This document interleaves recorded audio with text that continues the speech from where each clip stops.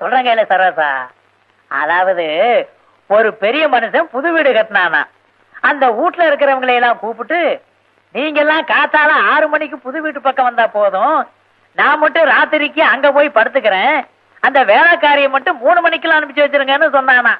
உடனே அந்த வீட்டுல இருக்கிறவங்க அந்த பெரிய மனுஷனை பத்தி கஷ்டம் முட்டன்னு பேசி இருக்கிறாங்க.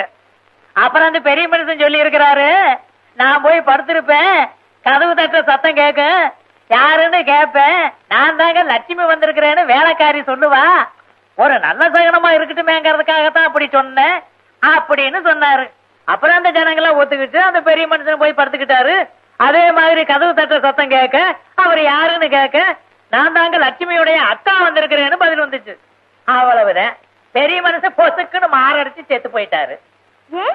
அந்த லட்சுமி வேலைக்காரிக்கு அன்னைக்குங்க உடம்புக்கு செவரியும் இல்லையா, அதனால அவங்க அக்காவை அனுப்பிச்சிருக்கிறான். லட்சுமியுடைய அக்கா யாரு? மூதேவி இல்ல, மூதேவி வீட்டுக்குள்ள போதா விளக்குமா?